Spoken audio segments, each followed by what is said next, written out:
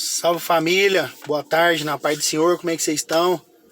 De cá quem fala, seu irmão em Cristo aí, seu parceiro Rafael Moura. Então família, tô meditando na palavra hoje aqui e me veio uma coisa que eu sempre passa na minha mente, na minha cabeça, meio que um ditado até popular, né, que fala assim: se não vem pelo amor, vem pela dor, né? E eu procurei na Bíblia já isso aí, não achei esse versículo específico, né? Às vezes até alguém achar isso bem me fala, eu mesmo não achei. Mas eu tava pensando aqui e até refleti aqui, cheguei numa conclusão, né? A gente, no nosso pouco entendimento, nunca li a Bíblia inteira e creio que vou demorar pra caramba pra ler, não tem faculdade de teologia, tem nada, né? Mas eu acho que não existe isso aí, irmãos. Eu acho que o que existe é o quê? Deus matou seu único filho, né? E levou ele foi na cruz do Calvário para nos dar salvação. Né? Se você não entender isso aí, você não vem a ele nunca, né? Ele nos dá essa opção, né? Nos dá esse livre-arbítrio, né? Mas se a gente mudar um pouquinho a configuração dessa frase, nós não viemos pelo amor nem pela dor, mas nós vamos pelo amor ou pela dor. Por quê? Porque quando a gente aceita Jesus como nosso único suficiente Salvador, né, nós aceitamos e, né, começamos uma caminhada com Cristo ali, às vezes você acha que as coisas vão ser fáceis, não vai. E mesmo você estando no ministério ou você, né, na sua vida mesmo, cristão, na caminhada, Deus vai lançar desafios para você, né? Nós não fomos chamados para ficar dentro das quatro paredes apenas, né? Ele nos considera todos como discípulos, né? Quem aceitou ele, está seguindo ele, e vai ter desafio, e vai ter chamados, nós vamos ter os nossos chamados, né? E eu tava pensando, né? Meditando na palavra hoje, na hora do almoço um pouquinho, e agora de tarde, né? Tem dois caras na Bíblia aí que tiveram um chamado, né? E se a gente for encaixar a vida deles aí, aconteceu isso que a gente tá pensando. Isso que eu comecei a falar no começo ali, de não ir pelo amor e sim pela dor, né? Não ir para o chamado. Se a gente pega ali a vida de Jonas, né, todo mundo aí que conhece um pouco aí já viu falar da história de Jonas, que Jonas, né, fugiu do chamado do Senhor e foi engolido por uma baleia, certo? Mas vamos analisar alguns detalhes nessa história aí.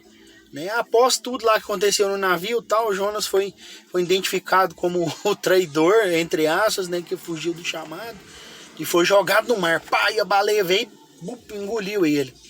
E ela pegou, eu tava vendo num canal de arqueologia que os estudiosos falaram que esse Jonas, o peixe, lançou Jonas na região litorânea de Nínive, né? Que na Bíblia fala aqui, ó, no versículo 2, ó, Jonas capítulo 1, versículo 2: vá depressa à grande cidade de Nínive, pregue contra ela, porque a sua maldade subiu até minha presença, né? Então Jonas fez o que? Saiu fora do chamado aí, né? Ele meteu marcha, né? Então assim, aí realmente Deus vai lidar de uma forma, né, que ele tem realmente que lidar, né? Então o que Deus fez? Jogou esse peixe na vida de Jonas, ele engoliu ele pagou pelas consequências, pelo livre-arbítrio dele, e lançou ele. E esse peixe, bum, jogou ele lá nessa região, cuspiu ele lá. E aí eu tava vendo também nesse mesmo canal lá que eu acompanho esse cara, ele é historiador também, ele é de uma denominação, mas ele é arqueólogo também, então um cara muito inteligente. E ele falou que lá o pessoal, os historiadores falaram que o povo lá de Nínive, eles eram idólatras de outros deuses, né? E eles idolatravam o quê? O deus do mar. Então o peixe para eles era sagrado, era o que vinha o sustento deles e tal. E ali, como era uma região litorânea, de fronteiras, era vigiada pelos guardas deles ali, né? E o que aconteceu? Os guardas tá lá na fronteira, tal, vigiando. E de repente veio aquela onda, aquele, né, a gente trazendo, imaginando. Os caras estão ali na região de fronteira de guarda e tal. De repente vem aquela uma baleona vindo. Deve ter dado quase meio um tsunami, um terremotozinho ali, pá. E de repente aquele peixe vai, joga o maluco. Joga Jonas lá na areia. Jonas já levanta meio atordoado, já olha pros caras assim, os caras assustados. E Jonas, se converta ao Deus de Israel, se converta ao Deus de Israel. Porque Jonas não tinha outra coisa a fazer. O cara quase morreu, né? O cara foi lançado ali no profundeza e tal, né? E Deus teve clemência e ainda falou, vai lá e faz o que eu tô te mandando, né? E aí Jonas, né, já louco, saiu ali, né? Deve ter saído dessa baleia desbaratinada ali e já falando pros caras, se converta ao Deus de Israel, se converta. E os caras já pegou ali os guardas e já levou ele lá pro rei da cidade de Nínive. E chegou lá, Jonas já não falava outra coisa, né? E provavelmente os guardas devem ter falado, senhor, né, o senhor acredita nas profecias e tal, né? Porque um peixe cuspiu um cara lá na praia. E esse cara saiu vivo de dentro desse peixe e tal. E aí é Jonas nisso aí. E aí com certeza o rei deve ter visto e Jonas, se converta ao Deus de Israel, se converta ao Deus de Israel.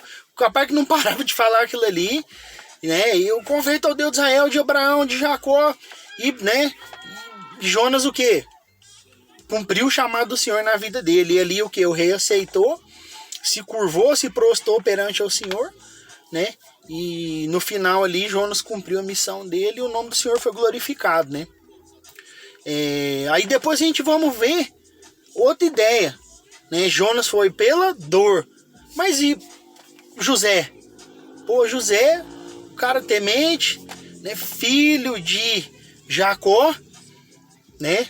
Jacó era o que? Era um homem mau, né? No começo, enganador e tal, mas Deus viu o coração dele e abraçou ele ali para ser também chamado de Israel. Então ele é o pai da nação de Israel, essa nação embaçada aí, que, né, os cara é embaçado mesmo, né? Israel é uma nação poderosíssima, né? Ao longo de toda a história da humanidade, quantas vezes foi derrotado e se reconstruiu, né? De respeitar, né? Mas aí, então, José era filho de Jacó, né? Que depois virou Israel. E ele tinha mais irmãos. E os irmãos dele, o quê?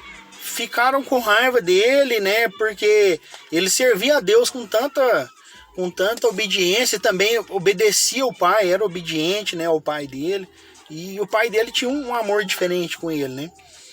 Então, mas aí o que aconteceu? José, com tanto amor, os irmãos dele, né, acabaram odiando ele, né, criando um rancor e tal. E aí aconteceu que ele foi jogado dentro de um poço pelos irmãos dele de inveja. Poderiam ter matado, mas ali entre eles ali resolveram não matar. E aí passou, acho que em Gênesis 38, até marquei na minha Bíblia rapidinho aqui, ó. Gênesis 38, deixa eu achar aqui. Gênesis 38, ó. 38 e 28, quando os mercadores ismaelitas de Midian se aproximaram, seus irmãos tiraram José do poço e o venderam por 20 peças de prata. E os ismaelitas o levaram para o Egito, né? Então o que aconteceu? Os caras viram ali José ali e falaram, nós vamos te levar como escravo aí, José. E aí, você vai com nós ou não? José poderia ali se rebelar e às vezes ter morrido, não, mas ele aceitou, falou. Aceitou o destino dele, né? E não desonrou Deus ele hora nenhuma. E assim foi a história. José foi para o Egito e sofreu, né? E a gente sabe a história dele. Foi preso, né? Passou por cadeia, passou pela, né? Lá na casa de Potifar também a provação, né? A esposa de Potifar dando em cima dele e fazendo ele blasfemar o nosso Deus. E ele nunca blasfemou. Pelo contrário, no final, né? Toda a obediência dele, Deus honrou, né? E no final José virou o quê? O governador do Egito, né? E honrou o Deus dele até o final, né? Então, o que acontece, família? Se a gente olhar aí, José honrou Deus até o final. E o final foi o quê? Que mesmo no amor ele sofreu, ele foi pelo amor, ele nunca se revoltou, ele nunca fugiu do chamado de Deus e sofreu. Se a gente for olhar as histórias, ele sofreu muito mais do que Jonas. Ele sofreu ao longo da vida dele inteirinha. Mas Deus, quando levanta um cara, ele não levanta pensando no cara. Ele levantou Moisés para quê? Para salvar o povo hebreu no deserto. Ele levantou o quê? Abraão para quê? Para construir uma nova nação. Ele levantou Daniel para quê? Para tirar o povo do cativeiro, né? Da Babilônia. Então, todos os grandes homens de fé da Bíblia passaram por isso aí. Mas Deus levanta o homem com propósito. E o nosso propósito? Deus levantou Jesus Cristo, irmão. Por mim e por você naquela cruz. Deus levantou e deu seu próprio Filho por nós. Quando nós aceitamos Ele como nosso único e suficiente Salvador, a gente tem que reconhecer isso aí, irmãos. Né? Então, não tem como a gente querer fugir disso aí. Né? A palavra fala que vai chegar um dia que todo joelho se dobrará e toda língua confessará que Cristo é nosso Salvador. E aí eu te pergunto, né, irmão? O que você está esperando? Né? Analisa, pensa na sua vida, o que Deus tem feito, né? O que Deus tem te chamado para fazer. Né? Não seja como Jonas, que fugiu e teve que, né, voltar, cumprir o chamado dele pela dor. Ou às vezes como José, né, que nunca fugiu, foi pelo amor, sofreu, mas no final Deus glorificou, honrou a vida dele e o nome de Deus foi exaltado, né? Amém? Então essa é a palavra aí, família. Tamo junto, Deus abençoe. Né? De cá quem fala, Rafael Moura, seu irmão em Cristo aí. Pega a visão, Cristo vive, a cruz está vazia. Tamo junto. Paz.